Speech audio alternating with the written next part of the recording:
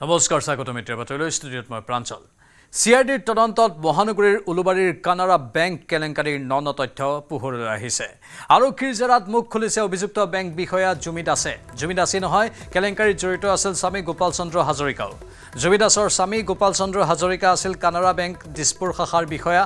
স্বামী পত্নীয়ে মিলি বেংকৰ গ্ৰাহকৰ ধন লুটিপুটি খোৱাৰ মন মিলিছিল স্বামী গোপাল চন্দ্ৰ হাজৰিকাৰ কৰ্মস্থলী কানাড়া বেংকৰ দিছপুৰ শাখাত বহু কোটি টকাৰ ধন লুটপাটৰ ঘটনা সংঘটিত হৈছে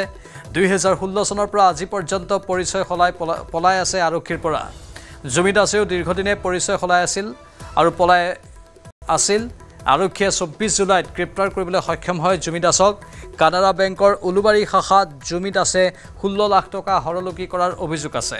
চিআইডিয়ে 5 দিনৰ জিম্মাত লৈ জুমি দাসক চলাই আছে জেৰা আমাৰ খতিত সংবাদদাতা বিৰিঞ্চি আছে ফোনলাইনত বিৰিঞ্চি আৰু কি তথ্য আছে আপোনাৰ লগত নিশ্চয় প্ৰাঞ্জল যে আচলতে সেইখিনি সময়ত 2016 চনত যথেষ্ট পৰিমাণে এটা বিতৰ্ক হৈছিল যে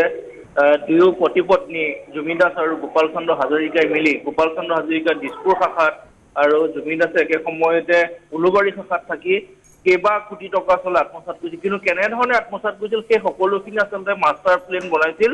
অভিযুক্ত স্বামী গোপাল চন্দ্ৰ হাজৰিকা তেওঁ পত্নীক সেইখিনি পৰামৰ্শ দিছিল কেনেধৰণে গ্ৰাহকৰ নথিপত্ৰ জালিয়াতি কৰিব লাগে বা তেওঁলোকৰ সহি কেনেধৰণে জালিয়াতি কৰিব লাগে সকলোখিনি কথা সেই ধৰণে যে কি কৰিছিল সেই সকলোখিনি ইতিমধ্যে 24 জুলাইত চিআইডি জালত পৰা জুমি দাসে সকলোখিনি কথা আৰক্ষী তদন্তকাৰী বিষয়াগত স্পষ্টকৈ কৈছে কিন্তু আজি পৰ্যন্ত সেই 2016 চনৰ পৰা আজি পৰ্যন্ত কিন্তু আৰক্ষী জালত নপৰিল অভিযুক্ত গোপাল চন্দ্ৰ হাজৰিকা সেইখিনি সময়তে তেওঁলোকে যিহেতু বেংক কৰ্তৃপক্ষ তেওঁলোকৰ বিৰুদ্ধে সকলোখিনি অভিযোগৰ যেতিয়া প্ৰমাণ লাভ কৰিছিল তেতিয়াই দুয়োকে বেংকৰ পৰা বৰ্খাস্ত কৰিছিল কিন্তু সেই দিন ধৰি কিন্তু আৰক্ষীয়ে তেওঁলোকক কোনো ধৰণৰ চাহটুকি আচলতে বিচাৰি পোৱা নাছিল শেহতীয়াকৈ চিআইডিত সেই সমগ্ৰ গোচৰটোক লৈ যেতিয়া নতুনকৈ তদন্ত আৰম্ভ কৰিছিল তেতিয়া এইগৰাকী তদন্তকাৰী বিষয়াই জুমি দাসক গ্ৰেপ্তাৰ কৰিলে জুমি দাসক গ্ৰেপ্তাৰ কৰাৰ পাছতে সকলোখিনি পোহৰ হয় কেনেধৰণে স্বামী স্ত্ৰী দুয়ো মিলি প্ৰবঞ্চনা কৰিছিল গ্ৰাহকক যে গ্ৰাহকৰ ধন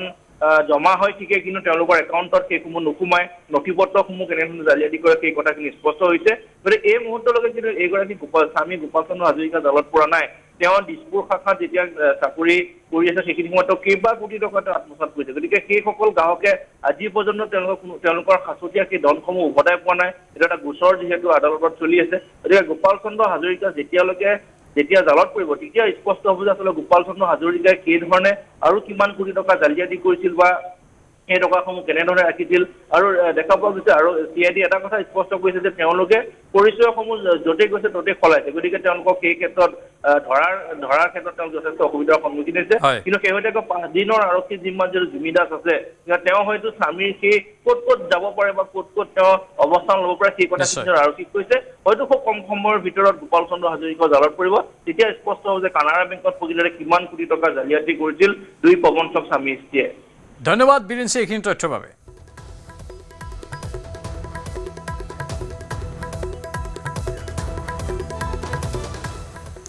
উচ্ছেদৰ পূৰ্বে উৰিয়ামঘাটৰ ৰেংমা বনাঞ্চলত নগা সশস্ত্ৰ বিদ্ৰোহীৰ অবাধ বিচৰণ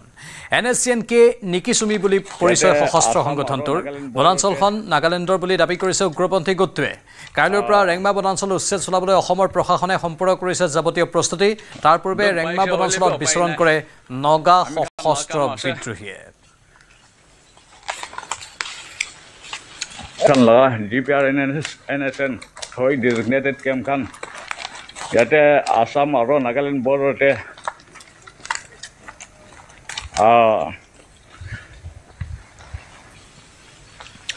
দুখ পাইছে হ'লেও উপায় নাই আমি খান লা কাম আছে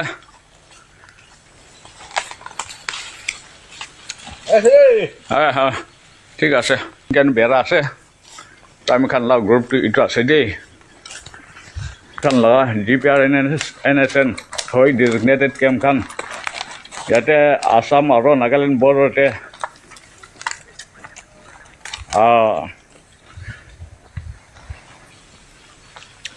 দুখ পাইছে হ'লেও উপায় নাই আমি খান লোকসভাৰ মজিয়াত অপাৰেশ্যন সিন্দুৰ সন্দৰ্ভত আলোচনা প্ৰতিৰক্ষা মন্ত্ৰী ৰাজনাথ সিঙে লোকসভাৰ মজিয়াত আৰম্ভ কৰিলে অপাৰেশ্যন সিন্দুৰ সন্দৰ্ভত আলোচনা অপাৰেশ্যন সিন্দুৰ সন্দৰ্ভত আলোচনাৰ বাবে 16 ঘণ্টা নিৰ্ধাৰণ কৰা হয়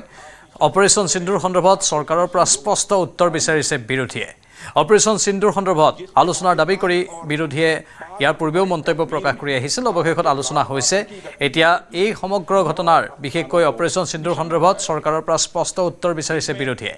শাসক পক্ষৰ হৈ প্ৰতিৰক্ষা মন্ত্ৰী ৰাজনাথ সিঙে আলোচনা আৰম্ভ কৰাৰ বিপৰীতে বিৰোধীৰ হৈ আলোচনা আৰম্ভ কৰে নেতা কংগ্ৰেছৰ নেতা ৰাহুল গান্ধীৰ লগতে গৌৰৱ গগৈ। প্ৰধানমন্ত্ৰীয়ে বিবৃতি দিবনে নাই সেই সন্দৰ্ভত এতিয়াও শাসক পক্ষই অৱশ্যে কোনো স্পষ্ট তথ্য উল্লেখ কৰা নাই।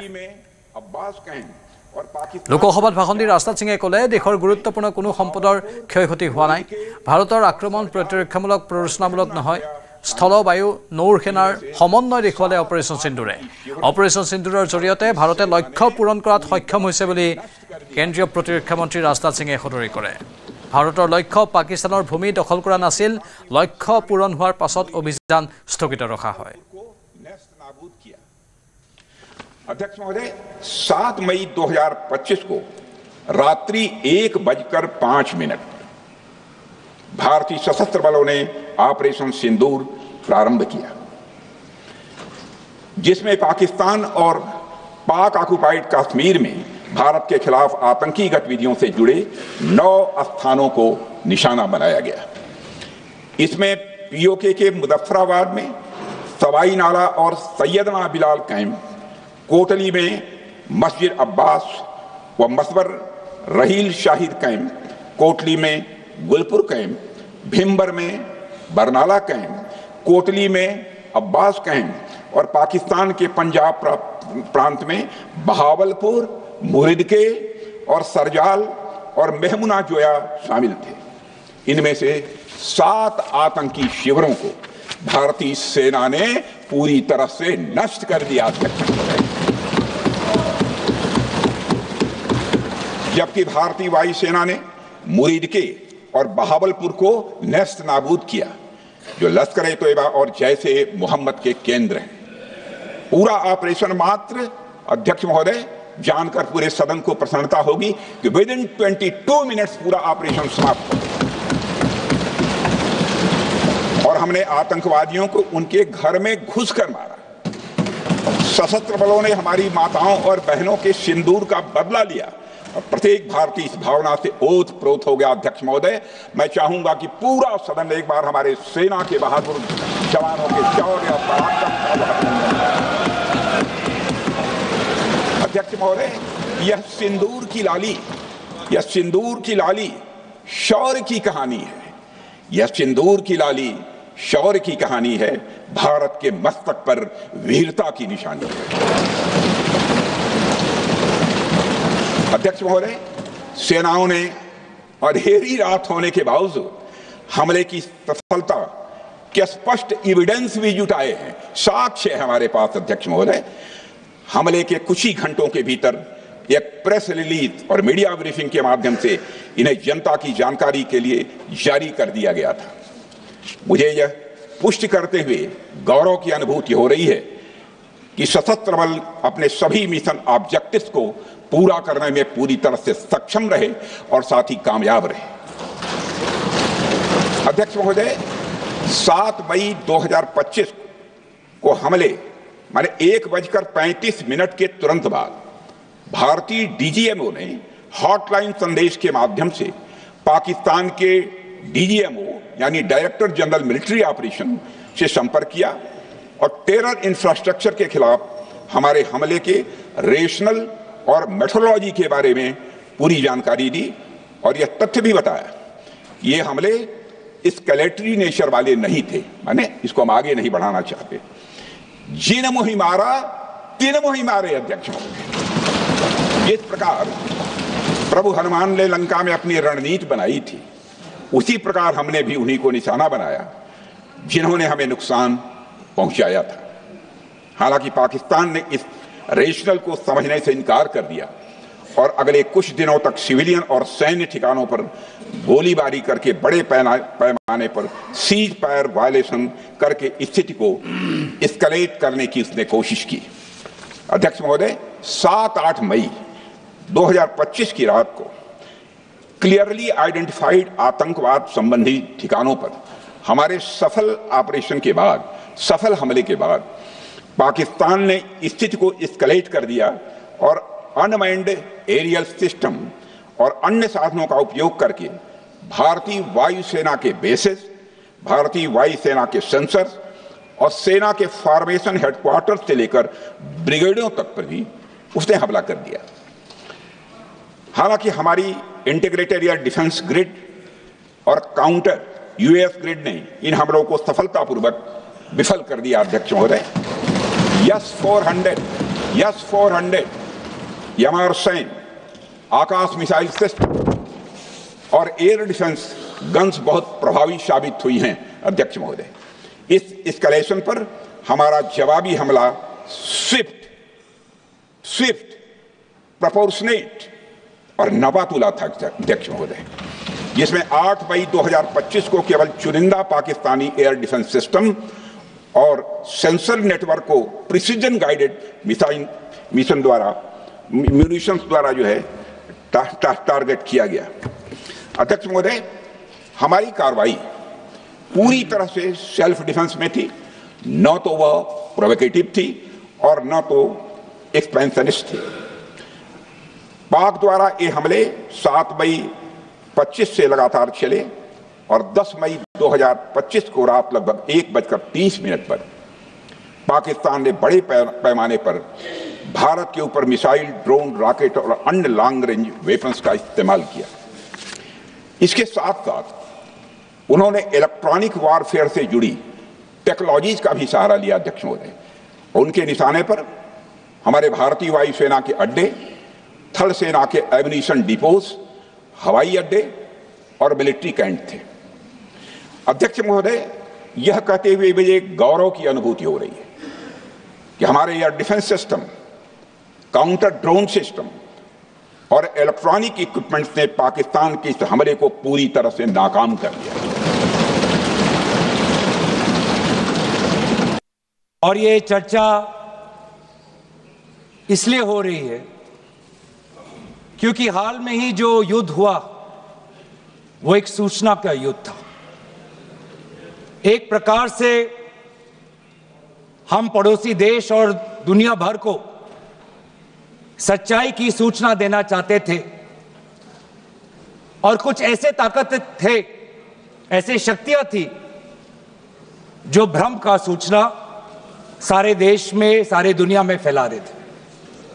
और इसीलिए इस चर्चा का विशेष मांग ये है कि आज सच्चाई सदन में आनी चाहिए, सच्चाई पहलगाम की आनी चाहिए,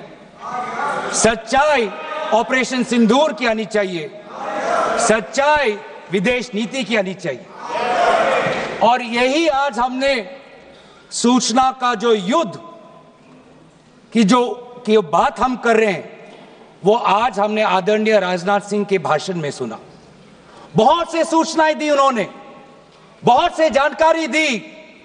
लेकिन रक्षा मंत्री होने के नाते ये नहीं कहा कि पहलगाम में दहशतगर्द कैसे आए।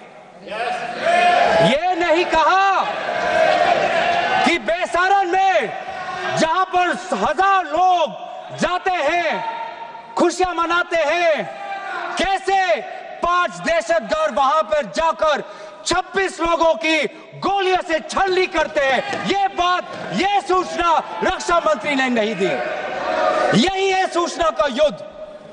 कि इतनी जानकारी देते हैं कि कभी कभी सवाल पूछना भी भूल जाते हैं। और आज ये है हमारे विपक्ष का कर्तव्य कि हम सवाल पूछेंगे देश हित में, राष्ट्र हित में। आज देश ये जानना चाहता है कि वो 5 दहशतगर्द कैसे घुसे और उन दहशतगर्दों का भी मकसद था। पाकिस्तान से आए हुए वो दहशतगर्दों का क्या मकसद था? उनका मकसद था कि जम्मू कश्मीर की अर्थव्यवस्था को तनाव करना, विनाश करना। उनका मकसद था कि भारत देश में एक सांप्रदायिक वातावरण का जन्म देना। उनका मकसद यह था कि भारत और पाकिस्तान का एक हाइफिनेशन होना, यह था उनका मकसद। लेकिन सर, मुझे दुख है कि आज राजनाथ सिंह जी ने सैनिकों की बात तो की, लेकिन जो हमारे भारत की जो आवाम है, जो जनता है, जिन्होंने पाकिस्तान के दहशतगर्दों का पूरी जो मंशा है उस पर उन्होंने पूरा नकारा और हम एकजुट रहे। हम मुझे भारतीय होने का गर्व है। हमने देखा वैसारण में कि किस प्रकार से जम्मू और कश्मीर के लोगों ने पूरे देश भर से आए हुए जितने भी पर्यटक थे उनकी मदद की। हमने ये देखा कि किस प्रकार से देश भर के जो पर्यटक जो जम्मू कश्मीर में थे उन्होंने अपने जम्मू कश्मीर के भाइयों को धन्यवाद दिया। हमने ये भी देखा कि कैसी एक विधवा हिमांशी नरवाल ने कहा कि मैं नहीं चाहती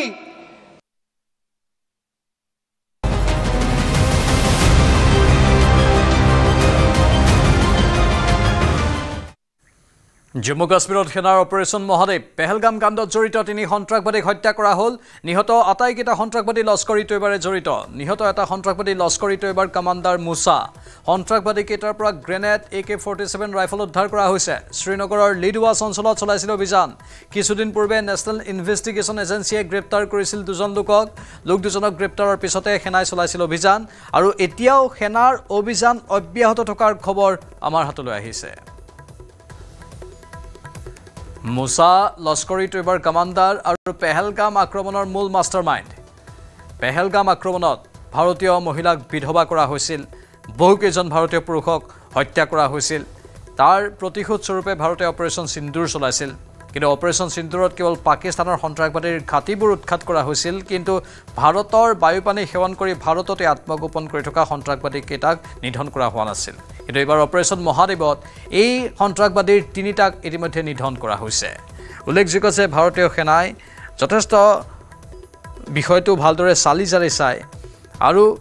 বিশ্লেষণ কৰি আগবাঢ়িছিল তদন্ত প্ৰক্ৰিয়াত। হঠাৎ যাকে তাকে টাৰ্গেট কৰা নাছিল। মূল ইনপুট নোপোৱা পৰ্যন্ত, মূল তথ্যখিনি সত্য প্ৰমাণিত নোহোৱালৈকে ভাৰতীয় সেনাই সন্ত্ৰাসবাদীক আক্ৰমণ কৰা নাছিল। আৰু যেতিয়া প্ৰমাণ হ'ল যে এইকেইটা সন্ত্ৰাসবাদী পেহেলগামৰ আক্ৰমণৰ সৈতে জড়িত, তাৰ পাছতেই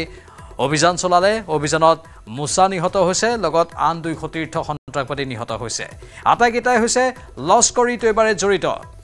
কাশ্মীৰৰ শ্ৰীনগৰৰ লিডৱাছ অঞ্চলত অভিযান চলাইছিল আৰু শ্ৰীনগৰৰ এই লিডৱাছ অঞ্চলত অভিযান চলাই নিধন কৰিবলৈ সক্ষম হৈছে। এনআইএ ইয়াৰ পূৰ্বে এই সমগ্ৰ ঘটনাৰ পেহেলগাম আক্ৰমণৰ তদন্ত চলাই 2 অভিযুক্তক কৰায়ত্ব কৰিছিল। সেই 2 অভিযুক্তৰ স্বীকাৰোক্তিৰ ভিত্তিতেই এই 3 সন্ত্ৰাসবাদীক নিধন কৰা হৈছে বুলি আমি খবৰ পাইছোঁ।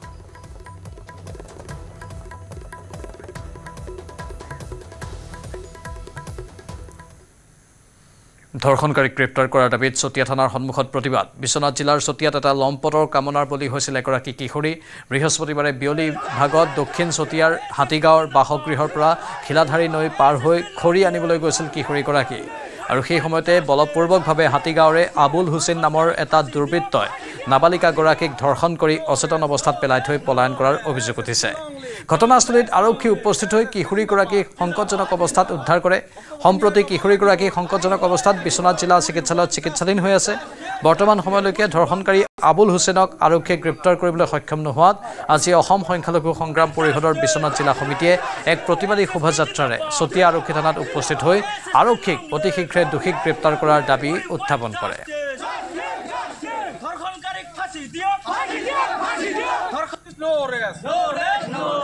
বৃহস্পতিবাৰে হাতীগাঁৱত যি এক নৰকীয় কাণ্ডৰ এক ঘটনা সংঘটিত হৈছে। এজনী কিশোৰীক 16 বছৰীয়া কিশোৰীক যি ধৰণে ধৰ্ষণ কৰি তেওঁলোকে যি অৱস্থাত তেওঁলোকে পেলাই থৈ গৈছিলে, তেওঁলোকে গাঁৱৰ ৰাইজে চতিয়া আৰক্ষীৰ সহযোগত এই কিশোৰীগৰাকীক তেওঁলোকে উদ্ধাৰ কৰিবলৈ সক্ষম হৈছে। কিন্তু আজি 5-6 দিন উকলি যোৱাৰ পিছতো আজি কোনো ধৰণৰ ব্যৱস্থা তেওঁলোকৰ ওপৰত আমি লোৱা দেখা পৰিলক্ষিত নহ'ল। কিন্তু এই ক্ষেত্ৰত আমি অসম সংখ্যালঘু সংগ্ৰাম পৰিষদে বৃহত্তৰ ৰাইজৰ লগত লৈ পেলাই আজি আমি এই ধৰ্ণা কাৰ্যসূচী আমি হাতত লৈছো। আৰু এই ধৰ্ণাস্থলীৰ পৰা আমি জনাই দিব বিচাৰিছো যে অতি শীঘ্ৰে এই আবুল হুছেইন বোলা নৰপিশাচটোক অতি শীঘ্ৰে গ্ৰেপ্তাৰ কৰিব লাগে আৰু তেওঁক এক ফাঁচি দিব লাগে। গতিকে এই ক্ষেত্ৰত যদি এই প্ৰশাসনে বা যিখিনি ব্যৱস্থা যিখিনি আছে, এই প্ৰশাসনিকভাৱে যিখিনি ব্যৱস্থা আছে অতি সোনকালে নললে আমি ইয়াতকে আৰু জংগী আন্দোলন আমি কৰিবলৈ আমি বাধ্য থাকিম গুৱাহাটী মহানগৰীত কিডনী বিক্ৰীৰ বৃহৎ নেক্সাছ কিডনী বিক্ৰীৰ গুৱাহাটীৰ পৰা কলকাতা লিংকৰ ভয়ংকৰ তথ্য পোহৰলৈ আহিছে মুকাদ্দেছ আলী নামৰ যুৱকৰ চাঞ্চল্যকৰ স্বীকাৰোক্তি পত্নী মীনা খাতুনৰ কিডনী বিক্ৰী কৰাৰ অভিযোগ মুকাদ্দেছ আলীৰ বিৰুদ্ধে নগাঁৱৰ মইনাল হক আৰু ৰংমালা খাতুনে ফুচুলাই কিডনী বিক্ৰী কৰাৰ অভিযোগ উঠিছে এই কাৰ্যত মীনাৰ খাতুনৰ দ্বিতীয় পিতৃ ৰূপচান আলী জড়িত থকাৰ অভিযোগ উঠিছে 5 লাখ টকাত বিক্ৰী কৰিছিল মীনাৰ খাতুনৰ কিডনী দান কৰা বুলি ন্যায়ালয়ত ক'বলৈ বাধ্য কৰাইছিল মুকাদ্দেছৰ পত্নী কলকাতাতে দুয়োকে পণবন্দী কৰি ৰখাৰ অভিযোগ মুকাদ্দেছ আলীৰ কিডনী বিক্ৰী চক্ৰত মইনাল হক আৰু ৰংমালা খাতুনৰ লগতে ৰূপচান আলী জড়িতৰ অভিযোগ উঠিছে পূৰ্বেও এই গেংটোৱে বহু লোকৰ কিডনী বিক্ৰীৰ বাবে কলকাতালৈ নিয়াৰ অভিযোগ উঠিছে ঘটনা সন্দৰ্ভত মুকাদ্দেছ আলীয়ে হাতীগাঁও থানাত দাখিল কৰিছে এজাহাৰ ৰূপচান আলী তাৰমানে আমাক এটা তাৰমানে যুক্তিবুদ্ধি দি কিনে তাৰমানে আমাক তাৰমানে কলকাতাত লৈ গৈছিল তাৰমানে ঘূৰাবৰ কাৰণে হয় আমাকো লৈ গৈছিল মোৰ তাৰমানে তিৰিকো লৈ গৈছিল মোৰ তাৰমানে পুৰা ফেমিলিক লৈ গৈছিল আৰু কলকাতাত তাৰমানে ঘূৰাবৰ কাৰণে তাৰমানে লৈ গৈছিল লৈ যোৱাৰ পিছত মই কলকাতাত যাই কিনে মই তেতিয়া তাৰমানে গম পালোঁ যে নাই তাৰমানে ঘূৰাবলৈতো অনা নাই তাৰমানে কিডনীখন তাৰমানে বেকৱাৰ কাৰণে লৈ আহিছিল মই সেইখিনি গম পোৱাৰ পিছত মই মানা কৰিছিলোঁ মানা কৰাৰ পিছত মই তাৰমানে হোৱাটছআপত তাৰমানে ডিভোৰ্চ পেপাৰখন দিয়ে মই কলকাতাৰ পৰা তাৰমানে ঘূৰি অহাৰ পিছত ডিভোৰ্চ পেপাৰ দি কিনে সিহঁতক তাৰমানে আকৌ লৈ গৈছে আৰু এতিয়াও বৰ্তমান তাতে আছে কলকাতাতে আছে সিহঁতক কিমান টকা এটা কিডনীৰ মূল্য দাম এতিয়া মই শুনা মতে তাৰমানে 5.5 লাখ টকা মই শুনিছিলোঁ তাৰমানে মোক যেতিয়া লৈ গৈছিল এটা কিডনী হয় এটা কিডনী এইবিলাক ক'ত দিয়া হয় কাটি পেলাই ক'ত দিয়া হয় হস্পিটেলত এইটো হস্পিটেলত তাৰমানে কাটি গ'লে নিদিয়ে তাৰমানে সিহঁতৰ তাৰমানে মানুহ থাকে তাৰমানে যোনে ল'ব সিহঁৰ লগতে তাৰমানে জড়িত থাকে তাৰমানে মিছা কথা কোৱা হয় তাৰমানে ইয়াতে তাৰমানে বহুত মিছা কথা হয় বহুত মিছা কথা মানে কি তাৰমানে কিডনীখন তাৰমানে দান কৰা বুলি তাৰমানে কোৱা হয় তাৰমানে কোৰ্টত যিখিনি মানুহ থাকে সিহঁতৰ লগত তাৰমানে যে কিডনী আমি তাৰমানে দান কৰিবৰ কাৰণে আহিছোঁ এনেকৈ তাৰমানে মিছা কথা কৈ কিনে এটা তাৰমানে কামখিনি কৰে আৰু বকো আপাৰ লাম্পি পথত ভয়ংকৰ ভূমিস্খলন শনিবাৰে সংঘটিত ভূমিস্খলনৰ ফলত বন্ধ হৈ আছে পথছোৱা প্ৰকাণ্ড শিল বাগৰি পৰাৰ ফলত বন্ধ হৈ পৰে পথ বন্ধ হৈ থকাত সমস্যাৰ সন্মুখীন হৈছে অৰ্ধশতাধিক গাঁৱৰ ৰাইজ বিপদসংকুলভাৱে পথটোৰে অহা যোৱা কৰিছে দুই এখন বাইক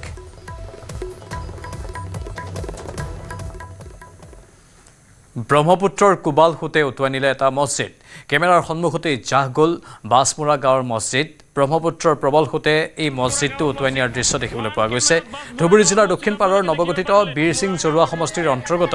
ফকীৰগঞ্জ বাছমুৰা গাঁৱৰ মছজিদ এইটো মছজিদ ৰক্ষা কৰিবলৈ আল্লাহৰ ওচৰত দোৱা কৰিছিল বহুতে বছৰ বছৰ ধৰি স্থানীয় লোকসকলৰ ধৰ্মীয় আৰু সাংস্কৃতিক আস্থা ভৰসাৰ প্ৰতীক হিচাপে আছিল এই মছজিদটো ওৱান কেমেৰাত বাছমুৰা গাঁৱৰ মছজিদ আপোনালোকে দেখিব পাৰিলে বাছমুৰা গাঁৱৰ মছজিদ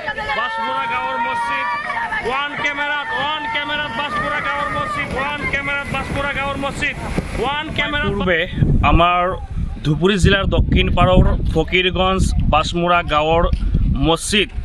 চকুৰ সন্মুখতে কেমেৰাৰ সন্মুখতে মছজিদ ব্ৰহ্মপুত্ৰ নদীত বিলীন হৈ গ'ল কেইদিনমান পূৰ্বে অহব্বজৰ জামে মছজিদ খহনীয়াৰ বুকুত বিলীন হৈ যোৱাৰ পিছত এইবাৰ আমাৰ বাছমুৰা গাঁৱৰ মছজিদ খহনীয়াৰ বুকুত জাহ গ'ল প্ৰতিদিনেই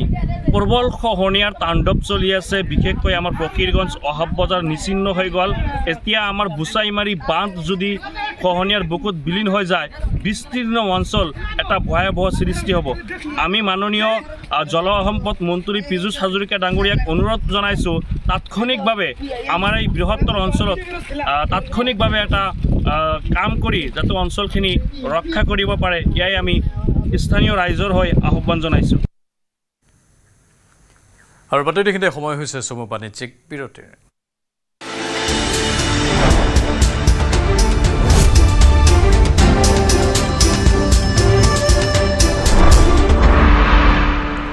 কোনটো কোনোবা এটা দেখুৱাচোন মাত্ৰ মাইথন ষ্টিল হে দিব ঠিক আছে নে ষ্ট্ৰং মানে মাইথন ষ্টিল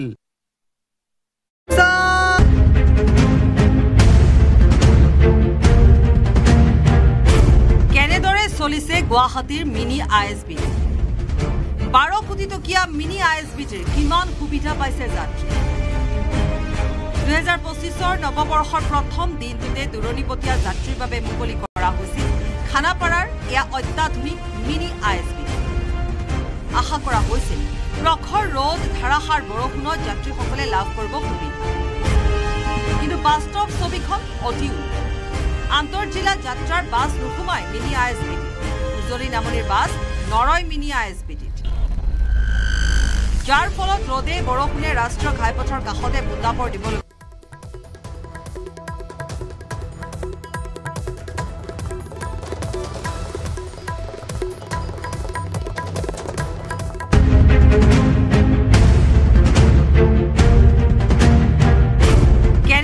চলিছে গুৱাহাটীৰ মিনি ISBT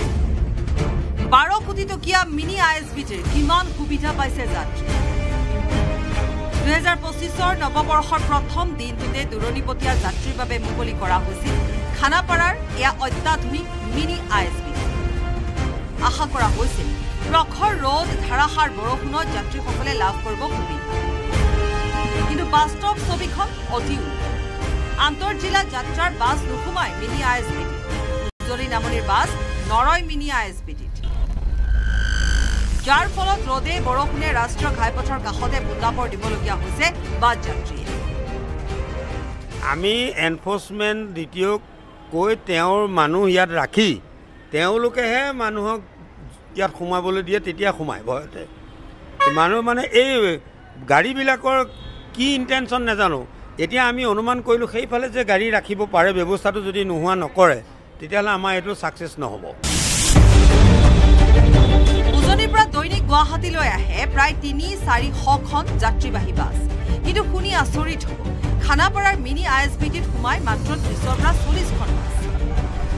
মিনি ISBTত তেনেই নগণ্য বাছৰ প্ৰৱেশ আৰু প্ৰস্থান আনকি বাছৰ আস্থানতো দেখিবলৈ পোৱা গৈছে দৈনিকে প্ৰায় মাত্ৰ 30-40খনৰ বাছৰহে ইয়াত উপস্থিতি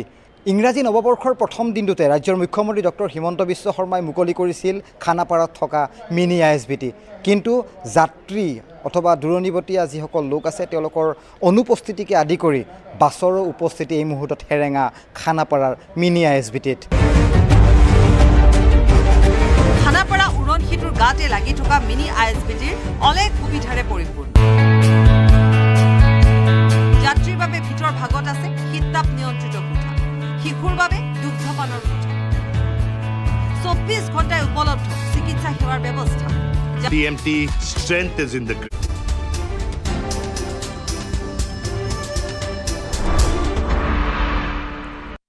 পুনৰ স্বাগতম মহানগৰীৰ খানাপাৰাত সদৌ অসম সন্মিলিত টিউটৰ সন্থাৰ প্ৰতিবাদী কাৰ্যসূচী টিউটৰসকলক শিক্ষকলৈ উন্নীত কৰাৰ দাবীত টিউটৰ সন্থাই সাব্যস্ত কৰে প্ৰতিবাদ সীমিত মজুৰিৰ সলনি নিয়মীয়া স্কেল পে দিয়াৰ দাবী টিউটৰ সন্থাৰ চৰকাৰী কৰ্মচাৰীৰ দৰে পেঞ্চন দিয়াৰ দাবীত সন্থাই দিছপুৰ ঘেৰাও কাৰ্যসূচী গ্ৰহণ কৰিছিল টিউটৰ সন্থাৰ প্ৰতিবাদত বাধা আৰোপ কৰে আৰক্ষীয়ে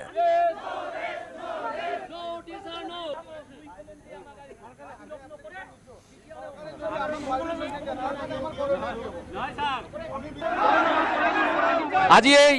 এই সুযোগতে আমি আজি 28 বছৰ 30 বছৰ সাৰ্ভিস দিয়াৰ পাছত 2021 চনত আমাক মাত্ৰ টিউটৰ হিচাপে নিযুক্তি দিছিল 1 2 যি দৰমহা দিছিল হেতু লাঞ্ছিত আৰু বঞ্চিত আৰু নিষ্পেক্ষিত অসম চৰকাৰৰ মুখত সদায় গায় জাতি মেথি ভাতি গতিকে আমি এনেকুৱা এটা বিচাৰিছো টিউটৰ সকলক আমাক জাতি মাটি ভেটিৰ নিচিনা এটা সম্পদ দিয়ক কাৰণ আমি 12000 কেতিয়াও চলাব নোৱাৰো আপোনালোকে ভাবি চাওক 2000-12000 কেনেকৈ আমি পোহপাল দিম আমাৰ ল'ৰা ছোৱালী দূৰ দূৰণিত পঢ়ি আছে আৰু আমি হকিয়াই দিব বিচাৰিছো তাৰ যোগেদি যে আপোনাৰ হিয়তে কৈছে আমি 4 বছৰে সাৰ্ভিস দিছো আৰে 2021 চনৰ আগত আমি 28 বছৰ আমি সাৰ্ভিস দিছো ল'ৰা ছোৱালীক আজি আমি যদি হেনেকা হিচাপ কৰো আমাৰ ল'ৰা ছোৱালী বহুত ডক্টৰ ইঞ্জিনিয়াৰ পঢ়ুৱা হৈ গৈছে আৰু এটা কথা ক'ব বিচাৰিছো অসম চৰকাৰক আমি হকিয়াই দিব কেট বাতিল কৰিবই লাগিব আৰু 10 লাখ টকা দিম বুলি মুখ্যমন্ত্ৰীয়ে বচন দিছিল আৰু সেই বচনটো কি তাহানিৰ ইতিহাস আৰু বুৰঞ্জীয়ে কয় যদি মুখ্যমন্ত্ৰী বা শিক্ষামন্ত্ৰী চৰকাৰৰ এজন মন্ত্ৰীয়ে যদি বাণী দিয়ে তাহানিৰ বুৰঞ্জীৰ ইতিহাসৰ নিচিনাকৈ আইনত পৰিণত হয় অসম বংগ সীমান্তৰ গোসাইগাঁৱৰ তেলিপাৰা টোল প্লাজাৰ বিৰুদ্ধে গুণ্ডা টেক্স লোৱাৰ গুৰুতৰ অভিযোগ বহিৰাজ্যৰ পৰা অহা মালবাহী ট্ৰাকৰ পৰা গুণ্ডা টেক্স সংগ্ৰহৰ অভিযোগ আণ্ডাৰলোড ট্ৰাকৰ পৰা 5% টোল টেক্স ৰেহাই নামানে টোল প্লাজা কৰ্তৃপক্ষই ট্ৰাকৰ ওজন কাটাৰৰো বিসংগতিৰ অভিযোগ উত্থাপন হৈছে বহিৰাজ্যত আণ্ডাৰলোড হ'লেও অসমত সোমোৱাৰ লগে লগে অভাৰলোড হৈ পৰে ট্ৰাক অতিৰিক্ত ধন নিদিলে টোল প্লাজা কৰ্তৃপক্ষৰ বিৰুদ্ধে ধমক দিয়াৰ অভিযোগ উঠিছে আনহাতে চালকক চালান নিদিয়াৰো অভিযোগ উত্থাপন হৈছে নিশা ৩-৪ ঘণ্টা সময় মালবাহী ট্ৰাকসমূহ ৰখাই থোৱাৰ অভিযোগ চালকসকলৰ ये टोल टैक्स वाला 5% नहीं छोड़ रहा है 5% आरटीओ छोड़ रहा है आरटीओ बिल्कुल छोड़ रहा है इसमें कोई फर्क नहीं है और आरटीओ वाला पर्ची ये पास नहीं कर रहा है ठीक है या तो बंद करे 5% सरकार बंद करे कि 5% हम पास नहीं करेंगे तो गाड़ी वाला कम भरेगा अगर ये 5% छोड़ता नहीं है ये डबल पर्ची काटता है कोई मन मर्जी कर रहा है कोई डबल काट लेता कोई 5% कोई गाड़ी का 5% भी काट लेता कोई नया ड्राइवर होता है उसको मालूम नहीं होता है आरसी 5% काटेंगे टोल टैक्स गया और लोड है तो हम 5% काटेंगे ये इसका पूरा भ्रष्टाचार है ये जो टोल टैक्स है ना तेलीपाड़ा का टोल टैक्स वहाँ से यहाँ से 19 किलोमीटर पीछे बॉर्डर है बॉर्डर में 5% गाड़ी को छोड़ भी रहा है और कोई दो रहा नहीं है कि 5% छोड़ रहा है यहाँ आते ही गाड़ी आते आरसी मांग रहा है आरसी लेके बोल रहा है गाड़ी कांटे पे ले लो 520 रुपये की पर्ची कटेगा क्यों क्योंकि आरसी पासिंग हम छोड़ेंगे इससे ज़्यादा नहीं छोड़ेंगे तो पीछे तो टोल टैक्स पर्ची भी ले रहा है और पहले मांग रहा है पर्ची बॉर्डर की पर्ची दो बॉर्डर की पर्ची नहीं है तो उसको तो कोई बात नहीं जाने दो और बॉर्डर की पर्ची है दे दिया उसको बोलो आरसी है आरसी पासिंग छोड़ेंगे इससे ज़्यादा छोड़ते नहीं है और नहीं देंगे पैसा तो दादागिरी भी कर रहा है मारना शुरू कर देगा মৰাণত ভয়ংকৰ প্ৰবঞ্চনা আন্তঃৰাষ্ট্ৰীয় প্ৰতিযোগিতাৰ নামত বহিৰাজ্য আৰু ৰাজ্যৰ খেলুৱৈৰ পৰা লাখ লাখ টকা লুটি উদ্যোক্তাৰ পলায়ন প্ৰবঞ্চনাৰ বলি হৈছে বহিৰাজ্য আৰু ৰাজ্যৰ 2 শতাধিক খেলুৱৈ প্ৰবঞ্চক দেৱজিৎ চতিয়াৰ বিৰুদ্ধে নিশা আৰক্ষী থানাত এজাহাৰ দাখিল কৰা হয় উল্লেখযোগ্য যে চৰাইদেউ জিলাৰ মৰাণহাট অঞ্চলত শনিবাৰ আৰু দেওবাৰে দুদিনীয়া কাৰ্যসূচীৰে আয়োজন কৰা হৈছিল এখন আন্তঃৰাষ্ট্ৰীয় কাৰাটে প্ৰতিযোগিতা গ্লোবেল কিউকোচিন কাৰাটে অৰ্গেনাইজেশ্যন ইণ্ডিয়া আৰু দিসাং ৱেলফেয়াৰ ফাউণ্ডেশ্যন অসমৰ উদ্যোগত আয়োজন কৰা হৈছিল প্ৰথম গ্লোবেল কিউকোচিন কাৰাটে আন্তঃৰাষ্ট্ৰীয় টুৰ্ণামেণ্ট 2025 প্ৰতিযোগিতাত অংশগ্ৰহণ কৰিবলৈ আহিছিল নেপাল ত্ৰিপুৰা মেঘালয়কে ধৰি কেইবাখনো ৰাজ্যৰ খেলুৱৈসকল প্ৰতিযোগিতাস্থলীত উপস্থিত হোৱাৰ পিছত খেলুৱৈসকলৰ পৰা যোগদানৰ মাচুল ৩০০০ টকাকৈ সংগ্ৰহ কৰিছিল উদ্যোক্তাই তাৰ পাছত শনিবাৰে কিছু সময়ৰ বাবে খেল অনুষ্ঠিত হয় কিন্তু দেওবাৰে খেল অনুষ্ঠিত নকৰি পলায়ন কৰে উদ্যোক্তাসকলে মোবাইল অফ কৰি দিয়ে উদ্যোক্তাসকলে দেৱজিৎ চতিয়া নামৰ যুৱকজনৰ নেতৃত্বত এই প্ৰবঞ্চনা সংঘটিত হোৱাৰ অভিযোগ উত্থাপন কৰিছে খেলুৱৈ দলসমূহে দেৱজিৎ চতিয়াই খেলুৱৈসকলৰ পৰা ঘূৰি যোৱাৰ টিকটৰ মূল্যও সংগ্ৰহ কৰে ইফালে বৰ্তমান খেলুৱৈ দলসমূহে থকা খোৱাৰ খৰচক লৈ সমস্যাত পৰিবলগীয়া হৈছে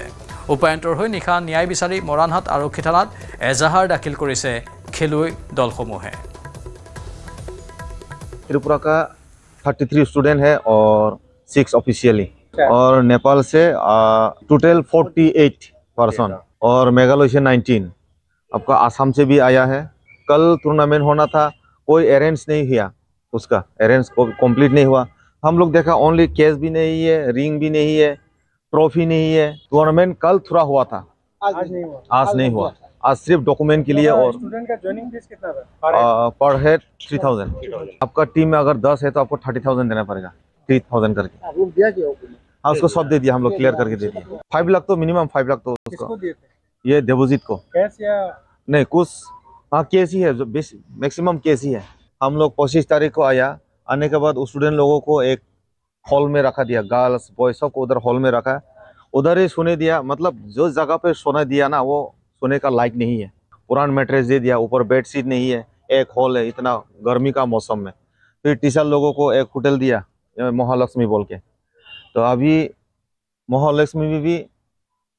उसका मालिक ओनर बोला कि आप लोगों का पेमेंट तो आप लोगों को करना पड़ेगा तो देवजीत ने वो होटल बुकिंग करके हम लोग को लाया इधर सिर्फ हम लोग को घुसाया ये आपका रूम है ये आपका रूम है तो होटल का मालिक हम लोगों को बोला पेमेंट आप लोगों को करना पड़ेगा হিট এণ্ড ৰানৰ ঘটনাত অভিনেত্ৰী নন্দিনীক জেৰা চলোৱা হ'ল নন্দিনীক 6 ঘণ্টা ধৰি জেৰা চলাই দিছপুৰ আৰক্ষীৰ আগত নিজকে নিৰ্দোষী বুলি প্ৰমাণ কৰাৰ চেষ্টা কৰে অভিনেত্ৰীগৰাকীয়ে আৰক্ষীৰ মাৰাথন জেৰাত ভুল স্বীকাৰ কৰে অৱশেষত নন্দিনীয়ে 6 ঘণ্টা জেৰাৰ অন্তত আৰক্ষীয়ে যাবলৈ দিয়ে নন্দিনীক দক্ষিণ গাঁৱত নন্দিনীৰ গাড়ীৰ খুন্দাত 2 ভৰি ছিগি গৈছিল এজন যুৱকৰ দুৰ্ঘটনা সন্দৰ্ভত দিছপুৰ থানাত 2 পৃষ্ঠাজোৰা এজাহাৰ দাখিল কৰিছিল ভুক্তভোগী পৰিয়ালে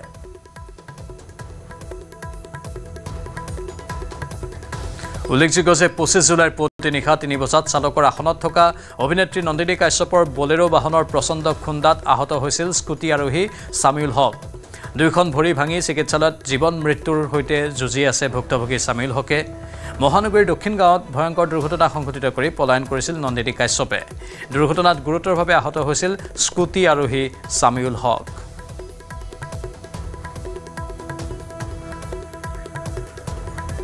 এফালে দুৰ্ঘটনাটোক লৈ প্ৰতিক্ৰিয়া প্ৰকাশ কৰিছে অভিনেতা ৰবি শৰ্মাই। মোৰ লগত সহযোগ নকৰা তেওঁ আজি আমি ৰানিঙত আছিলোঁ চিনেমাখনৰ প্ৰচাৰৰ ক্ষেত্ৰত, তেতিয়াও তেওঁ আমাৰ লগত নাছিল, কাৰণ তেওঁ থিয়েটাৰত জড়িত এতিয়া। গতিকে চলচ্চিত্ৰত কাম কৰাৰ পাছত তেওঁ থিয়েটাৰলৈ গ'ল, থিয়েটাৰত ব্যস্ত, আমাৰ লগত তেওঁ প্ৰচাৰৰ সময়তো নাছিলে। আৰু হিট এণ্ড ৰান কেছটোত আমাৰ লগত কোনো কাৰবাৰ নাই, সেইটো তেওঁ এতিয়া বোধকৰো পলাতক অৱস্থাত আছে নে কি আছে মই নাজানো, কিন্তু অন্ততঃ এইটো জানো যে ন্যায় আছে, ন্যায় চবৰে কাৰণে সমান। সেইটো অভিনেতা অভিনেত্ৰী হওক বা সৰ্বসাধাৰণ মানুহ হওক বা যিকোনো মানুহেই নহওক পৃথিৱীত, গতিকে ন্যায় নিজৰ দিশ ল'ব, প্ৰশাসনে নিজৰ কাম কৰিব। কিন্তু আমাৰ লগত উপস্থিত নথকা কাৰণটো এইটো আমি জানাত যে তেওঁ আচলতে থিয়েটাৰত আছে এবছৰ। আজি তেওঁ ক'ৰবাত কিবা এটা হৈছে, এইটো ছ'চিয়েল মিডিয়াত মই শুনিছোঁ, এতিয়ালৈকে শুনিবলৈ পাইছোঁ। গতিকে ঈশ্বৰে তেওঁক সুমতি দিয়ক, কি ধৰণে তেওঁ আগবাঢ়িব লাগে আগবাঢ়ক। আমাৰ তেওঁলৈ শুভেচ্ছা আছে, আৰু আমাক এতিয়ালৈকে তেওঁ সহায়ৰ বাবে কোনো ধৰণৰ এপ্ৰ'চ কৰা নাই। গতিকে আমি আমাৰ ভাগত আমি নিজৰ কাম কৰি আছোঁ, তেখেতে তেওঁৰ ভাগে কাম কৰি আছে।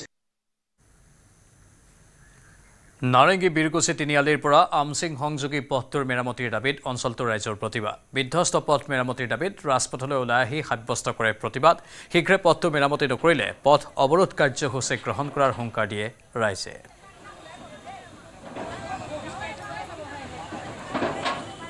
ক'ৰবাত যদি গেমন বা জাইকাই তেওঁলোকৰ পাইপ বহুৱাৰ নামত গাঁত খান্দিছে, ক'ৰবাত আৰু তেওঁলোকে সেই গাঁত খান্দি কিনে আধাতে দিছে। তাৰপিছতে বিভিন্ন দুৰ্ঘটনা সংঘটিত হৈছে, বিভিন্ন লোক হতাহত হৈছে। আৰু এই মুহূৰ্তত মই কৈছিলোঁ যে মহানগৰীৰ যি বীৰকুছি অঞ্চলৰ বীৰকুছি কলিতাকুছি সংযোগী এটা ঘাইপথ, এই ঘাইপথটোৰ যি দুৰৱস্থা, সেই দুৰৱস্থাৰ বাবে আজি স্থানীয় যি লোকসকল আছে, স্থানীয় লোকসকল তেওঁলোকে ওলাই আহিছে। তেওঁলোক গড়কাপ্তানি বিভাগ, চৰকাৰ বা বিভাগীয় কৰ্তৃপক্ষৰ ওপৰত তেওঁলোকে ক্ষোভ উচ্চাৰিছে, ক্ষোভ উচ্চাৰি তেওঁলোকে প্ৰতিবাদ সাব্যস্ত কৰিছে। আৰু মই দৃশ্য দেখুৱাইছোঁ নিউজ 18 অসমৰ দৰ্শকসকলক, বহুকেইবাৰ তেওঁলোকে বিভাগীয় কৰ্তৃপক্ষক নিবেদন জনাইছিল, কিন্তু আজিলৈকে তেওঁলোকে কোনো ধৰণৰ ব্যৱস্থা লোৱা নাই। আৰু তাৰ ফলস্বৰূপে কেইবাটাও দুৰ্ঘটনা সংঘটিত হৈছে। কি ক'ব? এই ইয়াতে নাই বুলি আজিলৈকে 50টামান দুৰ্ঘটনা হৈছে। চাওক,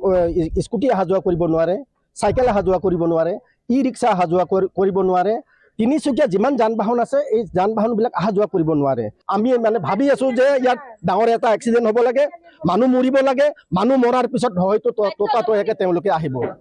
বাইদেউ কি ক'ব? পথটো আধাতকৈ বেছি ভাঙি আছে আৰু এনেদৰে মানুহখিনি অহা যোৱা। এইটোতো সৰু কথা, আপোনালোকক কৈছোঁ এইটো বহুত সৰু, এইটো বহুদিনীয়া আমাৰ মানে দাবী, এইটো সৰু কথা। এইবিলাক লোহাৰ বস্তু চাওক জাং লাগি গৈছে, মামৰ ধৰি গৈছে, বহুত এক্সিডেণ্ট হৈছে।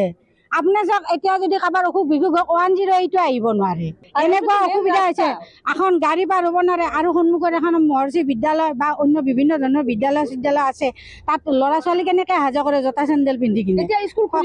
আমাৰ এনেকুৱা অসুবিধা হৈছে। যদিও পথটো ভাল, কিন্তু পথটোৰ ওপৰত যিটো ৰেলিং দিছে সেই ৰেলিংখিনি গোটেই ভাঙি চিকি নোহোৱা হৈছে। গতিকে থাকাই নাথাকে একে কথা হৈছে।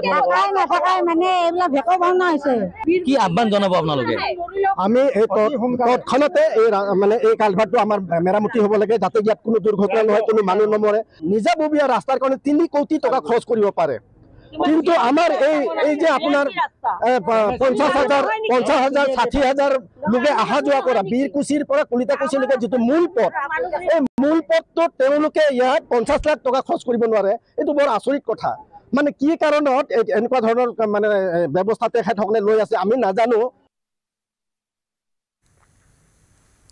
মুখ্যমন্ত্ৰী হিমন্ত বিশ্ব শৰ্মাৰ প্ৰধানমন্ত্ৰী সাক্ষাৎ। সংসদ ভৱনত সাক্ষাৎ কৰিলে প্ৰধানমন্ত্ৰী মোদী।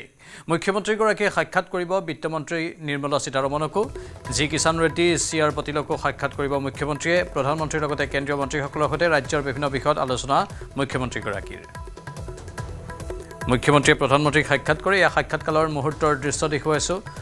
বহুকেইটা বিষয় লৈ সাক্ষাৎ কৰে প্ৰধানমন্ত্ৰী নৰেন্দ্ৰ মোদীক। শেহতীয়াকৈ অসমত উচ্ছেদো চলি আছে বা আন কেতবোৰ কথা, সেইবোৰ হয়তো অৱগত কৰিছে প্ৰধানমন্ত্ৰীগৰাকীক। মুখ্যমন্ত্ৰীগৰাকীয়ে আন কেইবাগৰাকীও মন্ত্ৰীক সাক্ষাৎ কৰিব, কেন্দ্ৰীয় নেতাক সাক্ষাৎ কৰিব আৰু বিশেষ কথা আলোচনা কৰিব বুলি জানিব পৰা হৈছে।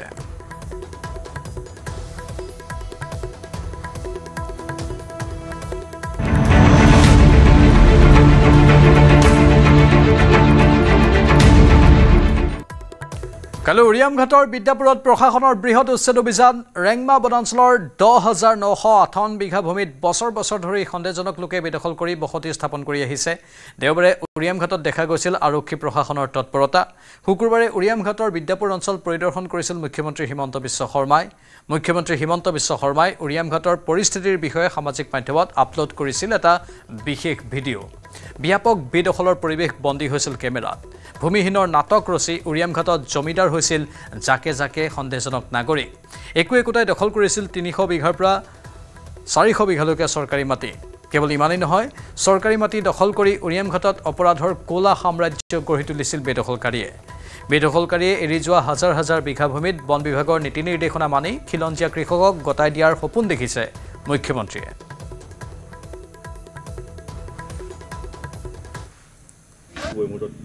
কালি আহিলেও যদি উচ্ছেদ কৰে আমিতো ইয়াতে থাকিব লাগিব কেলে আমাৰ দেউতাৰ দিনৰ পৰা আমি ইয়াত আছো 1977ত আমি ইয়াৰ পৰা উঠাই দিছিলে তো আমাক সেন্ট্ৰেল গভৰ্ণমেণ্টে আনি পেলাই ইয়াত বহাইছিলে তো তেতিয়াৰ পৰা আমি ইয়াতে আছো আমি ইয়াতে পঢ়া শুনা কৰি পেলাই আমালোকে ইয়াতে আছো এতিয়া আমি ক'ত যাম আমাৰ দেউতা হেতি ইয়াতে আছিলে ইয়াতে আছে তো ইমান দিনৰ পৰা আমি ইয়াত বসবাস কৰি আছো এতিয়া আমি যাবলগীয়া একো ৰাস্তা নাই এতিয়া আমাৰ যদি কি কয় চৰকাৰে যদি কিবা এটা উপায় কৰে তেনেহলে আমাক ভাল হ'ব আমিতো উচ্ছেদ কৰাৰ পিছতো আমালোকে ইয়াৰ পৰাতো কত যাবলগীয়া জাগাও নাই ক'ত যাম হেতু কোনো ৰাস্তাও নাই যেহেতু মালবস্তু অলপ সাইড কৰিব দিছিলে আমি সাইডও কৰিব পৰা নাই আমি ক'ত সাইড কৰিম আমাৰ হৰুৰ পৰা মা দেউতা ইয়াতে আছে ক'ত যাব কি কথা যাবলগীয়া জাগাও নাই ৰাস্তাও নাই আমালোকে ইয়াতে আছো উচ্ছেদ কৰাৰ পিছত যদি আমাৰ চৰকাৰে কিবা এটা উপায় কৰে হেতু চৰকাৰৰ ওপৰত আশা ৰাখিছো আমালোকে হিট এণ্ড ৰানৰ ঘটনাত অভিনেত্ৰী নন্দিনী কাশ্যপক জেৰা নন্দিনীক 7 ঘণ্টা ধৰি জেৰা দিছপুৰ আৰক্ষীৰ আগত নিজকে নিৰ্দোষী বুলি প্ৰমাণ কৰাৰ চেষ্টা কৰিছিল আৰক্ষীৰ মাৰাথন জেৰাত অৱশ্যে ভুল স্বীকাৰ কৰিছে নন্দিনীয়ে দক্ষিণ গাঁৱত নন্দিনীৰ গাড়ীৰ খুন্দাত 2 ভৰি ছিগি গৈছিল এজন যুৱকৰ এই দুৰ্ঘটনা সন্দৰ্ভত দিছপুৰ থানাত 2 পৃষ্ঠাজোৰা এজাহাৰ দাখিল কৰিছিল ভুক্তভোগী পৰিয়ালে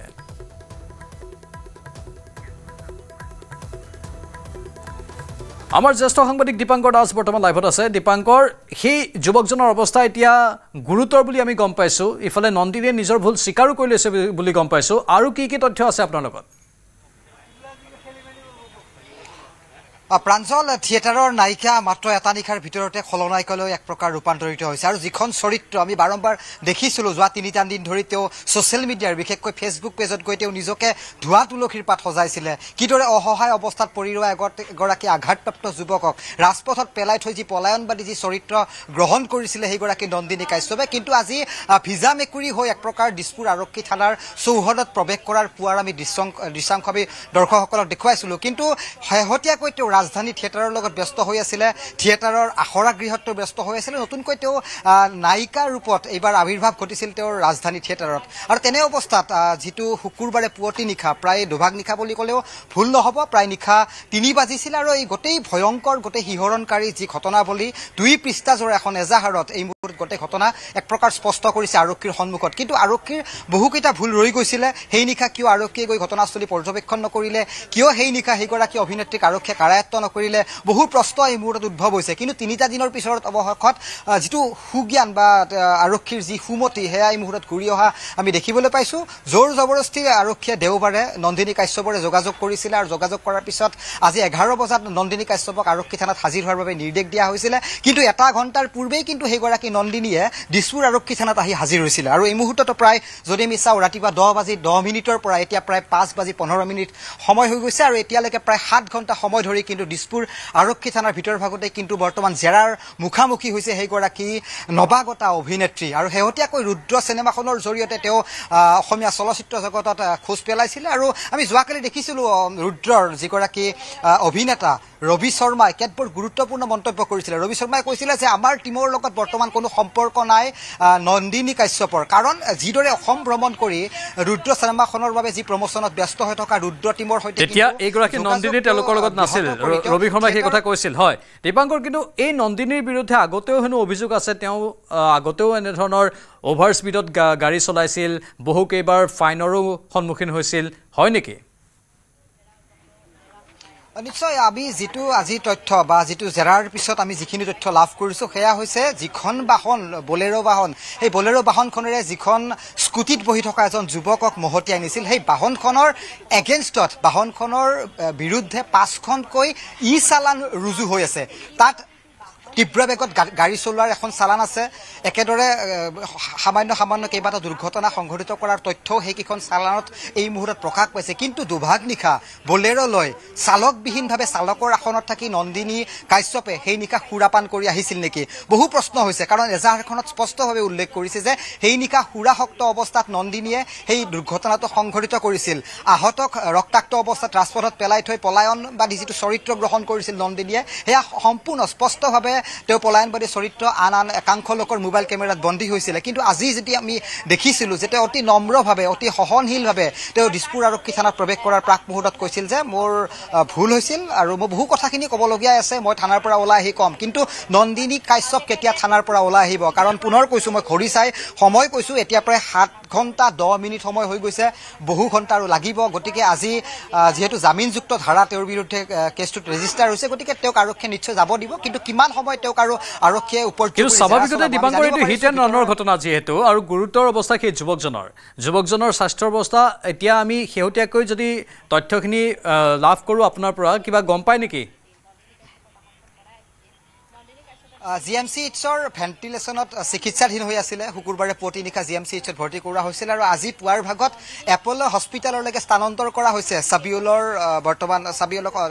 ট্ৰেন্সফাৰ কৰা হৈছে আৰু অতি সংকটজনক কাৰণ ভেণ্টিলেটৰত তেওঁক ৰাখিবলগীয়া ধৰণৰ পৰিৱেশ হৈছে দুখন ভৰি গুড়া হৈ গৈছে সোঁ হাতখনৰ কেইবা ঠাইতো হাতত হাড় ভঙাৰ তথ্য এই মুহূৰ্তত স্বাস্থ্য যি চিকিৎসকে জানিবলৈ দিছে পিছমূৰত প্ৰায় 17টাকৈ চিলাই পৰিছে গতিকে তাৰ পিছত সেইগৰাকী নন্দিনী কাশ্যপে আজি পুৱা কেমেৰা সন্মুখত মন্তব্য দিছে যে এয়া এটা সৰু সাধাৰণ এক্সিডেণ্ট এনে এক্সিডেণ্ট হৈয়ে থাকে কিন্তু সেই যিটো দুৰ্ভগীয়া পৰিয়াল তেওঁলোকৰ পক্ষত থাকি একাংশ লোকেই কিন্তু এই মুহূৰ্তত সেই কথাই ক'ব বিচাৰিছে যে এগৰাকী যিটো অসহনশীল বা সেই নন্দিনীৰ যিটো চৰিত্ৰৰ কথাক লৈ বিভিন্ন ধৰণে প্ৰশ্ন উত্থাপন কৰিছিলে কিন্তু দৰাচলতে সেয়াই যেন এটা অনুমান হৈছে কাৰণ 3টা দিন ধৰি সেই দুৰ্ভগীয়া পৰিয়ালটোৰ খবৰকণ ল'বলৈ এক প্ৰকাৰ সময় উলিয়াব পৰা নাছিল সেইগৰাকী নন্দিনীয়ে কিন্তু আৰক্ষীৰ নন্দিনীয়ে কৈছে সহায় সহযোগ কৰিম বুলি দীপাংকৰ কিবা আৰ্থিকভাৱে পৰিয়ালটোক সহায় সহযোগ কৰিছে নেকি এতিয়ালৈকে সম্পূৰ্ণ মিথ্যাচাৰ প্ৰাঞ্জল সেইবোৰ কথা যিদৰে ছ'চিয়েল মিডিয়াৰ আশ্ৰয় লৈ নন্দিনীয়ে যিদৰে দাম্ভিকতাৰে তেওঁ মন্তব্য দিছিল তেওঁ কৈছিলে যে মই পৰিয়ালৰ লগত যোগাযোগ কৰিছোঁ মই পৰিয়ালটোক সহায় সহযোগ কৰিম কিন্তু আজি পুৱাৰ ভাগত আজি কিছু সময় পূৰ্বলৈকে আমি সেইগৰাকী ভুক্তভোগী যুৱকৰ আত্মীয়ৰ সৈতে কথা বাৰ্তা হৈছোঁ এই মুহূৰ্তলৈকে এটা ছেকেণ্ড হ'লেও কিন্তু ফোনত কথা বাৰ্তা হোৱা নাই খবৰ ল'বলৈ সময় পোৱা নাই তাৰ আৰ্থিক যিটো কথা কোৱা হৈছে আৰ্থিক সহায়ৰ ক্ষেত্ৰৰ কথা কোৱা হৈছে সেইবোৰ ক্ষেত্ৰতো দূৰৰ কথা সাধাৰণ খবৰকণ ল'বলৈ কিন্তু সময় উলিয়াব নোৱাৰিলে নন্দিনী কাশ্যপ এই মুহূৰ্তত সেইগৰাকী নন্দিনীয়ে অতি এটা বন্ধ কোঠাৰ ভিতৰত পুনৰ কৈছোঁ এইখন দিছপুৰ আৰক্ষী থানা দেখুৱাই লৈছোঁ মোৰ senior video' journalist Prabhas Singh আছে প্ৰভাসে দেখুৱাইছে এয়া হৈছে দিছপুৰ আৰক্ষী থানা আৰু হয়তো আন্ধাৰ হ'বলৈ কিছু সময় বাকী কিন্তু হয়তো গভীৰ নিশালৈকে এইখন দিছপুৰ আৰক্ষী থানাতে কিন্তু আজি তেওঁ ওপৰজুপুৰি জেৰা চলি থাকিব বুলি এক প্ৰকাৰ আমি ভিতৰৰ কিছু এটা বিশ্বস্ত সূত্ৰৰ পৰা খবৰ লাভ কৰিছোঁ গতিকে প্ৰাঞ্জল কিছু স্পষ্টীকৰণ থাকিব নন্দিনীৰ আমি দৰ্শকসকলক শুনাম ধন্যবাদ জনাইছোঁ আমি পৰৱৰ্তী সময়ত পুনৰ যোগাযোগ কৰিম আপোনাৰ সৈতে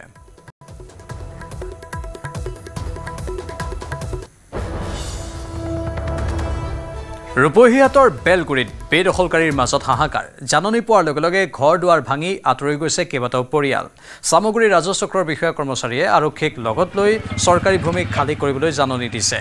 জাননী লাভ কৰাৰ পিছতেই নিজেই ঘৰ ভাঙি এৰিছে চৰকাৰী ভূমি 200টা পৰিয়ালে প্ৰায় বেলগুৰিৰ গ্ৰেজিং ৰিজাৰ্ভৰ প্ৰায় 389 বিঘা ভূমি বেদখল কৰি ৰাখিছিল প্ৰশাসনৰ জাননী জাৰি কৰাৰ পিছত এনেদৰে ঘৰ ভাঙি অন্য স্থানলৈ ৰাওনা হৈছে একাংশ বেদখলকাৰী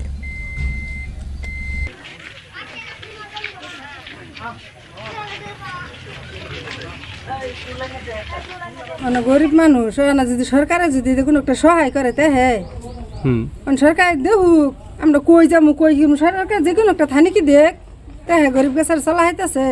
ই করা হইতেছে এইটাই সরকারের কাছে এইটাই আঙ্গর আবেদন আর এমনি কিচ্ছু নেই পোলাপান আছে মানে ছোট ছোট জ্ঞান দলে কই যাবো মানে সরকারে দেখুক মানে জ্ঞান স্কুল খেতে হবো সব খেতে হবো মানে এই জ্ঞান দলে মেঘ পানি কই যাবো আল্লাহর কাছে কই যে আল্লাহ আঙ্গরে একটু শান্তি করবার দেখ এইটাই সরকারের কাছে আর আঙ্গর আর অন্য কিছু আপত্তি নেই সরকারের ধন সরকারের নেক আঙ্গর কোনো আপত্তি নেই ইফালে ধিঙৰ 6টাকৈ স্থানতো শীঘ্ৰে চলিব প্ৰশাসনৰ বৃহৎ উচ্ছেদ অভিযান ধিঙৰ ৰৌমাৰী বিল লহকৰ ঘাট বালিসত্ৰ গ্ৰেজিং ৰিজাৰ্ভ আহোমগাঁও ৰজাবাৰী 2 নম্বৰ গ্ৰেজিং ৰিজাৰ্ভ আৰু বটাবাৰী গ্ৰেজিং ৰিজাৰ্ভৰ চৰকাৰী ভূমি খালী কৰিবলৈ জাননী প্ৰদান কৰে প্ৰশাসনে ধিং ৰাজচক্ৰ বিষয়ৰ কাৰ্যালয়ৰ পৰা জাৰি কৰিছে জাননী ধিং ৰাজচক্ৰ বিষয়ৰ কাৰ্যালয়ৰ পৰা চৰকাৰী ভূমিত অবৈধ দখল কৰি থকা লোকসকলক ঘৰ খালী কৰিবলৈ জাননী জাৰি কৰাৰ পিছতেই আতংকিত হৈছে ৰাইজ চৰকাৰী ভূমিত বছৰ বছৰ ধৰি ভূমি বেদখল কৰি ঘৰ নিৰ্মাণ কৰাৰ লগতে বৃহৎ পুখুৰী খাজি মৎস্য পালন কৰি আহিছে বেদখলকাৰীয়ে যি মাটি বেদখল সি এটা বেমাৰত পৰিণত হৈছে এটা শ্ৰেণীয়ে মাটিৰ প্ৰতি যিটো লিপচা য'তেই মুকলি মাটি দেখে ততেই আহি ৰাতিৰ ভিতৰতে বসবাস কৰি শ শ ঘৰ বনাই দিয়ে আৰু নিজে মাটিৰ মালিক হৈ পৰে গতিকে এই চৰকাৰী মাটিত চৰকাৰে যেতিয়া উচ্ছেদৰ জাননী দিছে আমি নথৈ আনন্দিত হৈছোঁ এইসকল চৰকাৰী মাটিত বহি থকা মানুহক উচ্ছেদ কৰিব লাগে আৰু বালিসত্ৰৰ গ্ৰেজিং ৰিজাৰ্ভত যি উচ্ছেদৰ নটিচ দিছে আৰু লহকৰ ঘাটত যি উচ্ছেদৰ নটিচ দিছে গতিকে অতি সোনকালে তেওঁলোকক উচ্ছেদ কৰি এই মাটি বেদখল মুক্ত কৰিব লাগে আমি অত্যন্ত সুখী এই সকলো জেগা যদি আমাক খালী কৰি দিয়ে তেতিয়াহ'লে বটদ্ৰৱা সত্ৰখন জাকত জিলিকা সত্ৰ হ'ব আৰু এইখিনিতে আমি অসমৰ স্বনামধন্য মুখ্যমন্ত্ৰী ডাঙৰীয়াক সাহসী মুখ্যমন্ত্ৰী ডাঙৰীয়াক অশেষ ধন্যবাদ জ্ঞাপন কৰিছোঁ তেখেতৰ দীৰ্ঘায়ু কামনা কৰিছোঁ গুৰুজনাই যাতে তেখেতক শক্তি দিয়ে আৰু অসমক আগুৱাই লৈ যোৱাৰ আৰু অসমৰ পৰা সকলো স্থানত উচ্ছেদ কৰিব পৰা তেখেতক শক্তি দিয়ে বেদখল আৰু উচ্ছেদক কেন্দ্ৰ কৰি ৰাজ্য উত্তাল হৈ থকাৰ সময়তে এইবাৰ মহানগৰীৰ নাৰেংগীৰ শান্তিনগৰত চলিছে সন্দেহজনক নাগৰিকৰ আগ্ৰাসন চৰকাৰী ভূমি বেদখল কৰি সন্দেহজনক নাগৰিকে সাজিছে ঘৰ অকল এয়াই নহয় শান্তিনগৰৰ নাম সলনি কৰি একাংশ সন্দেহজনক লোকে ৰাখিলে মিয়ানগৰ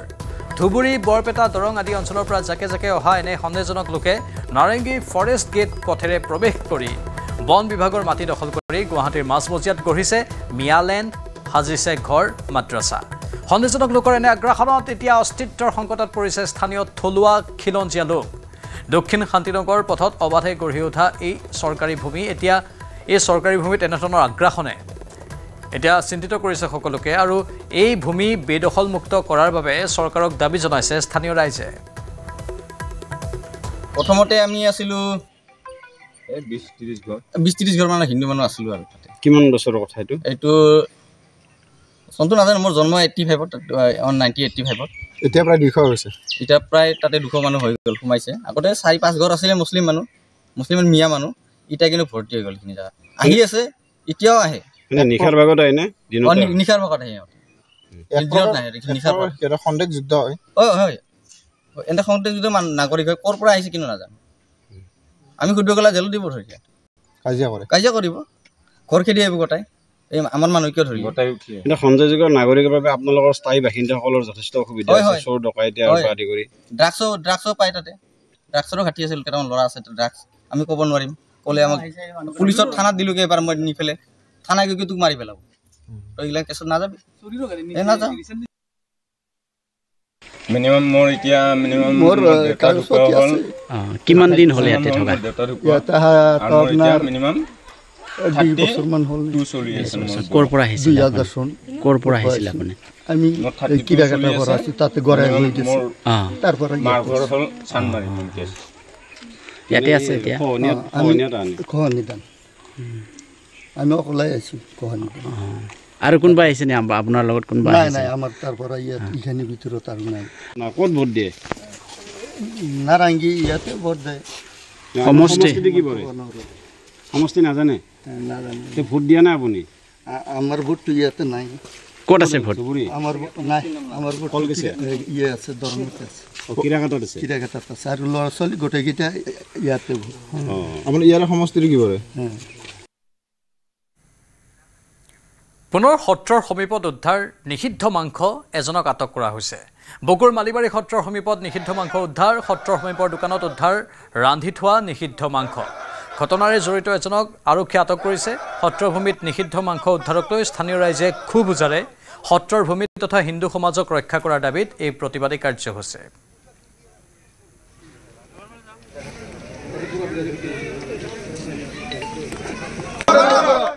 সংৰক্ষণ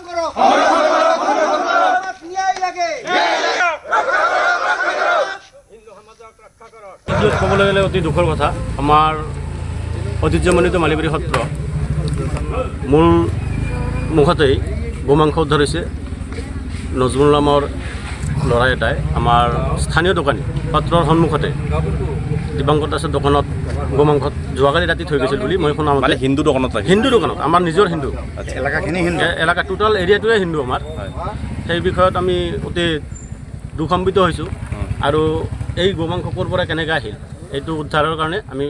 প্ৰশাসন বিভাগক আমি বিনম্ৰভাৱে অনুৰোধ জনাইছোঁ ল'ৰাজনক কৰায়ত্ব কৰা হৈছে ল'ৰাজনক পুলিচে ইতিমধ্যে আহি ইনভেষ্টিগেশ্যন কৰিছে বা কৰায়ত্ব কৰিছে অলৰেডি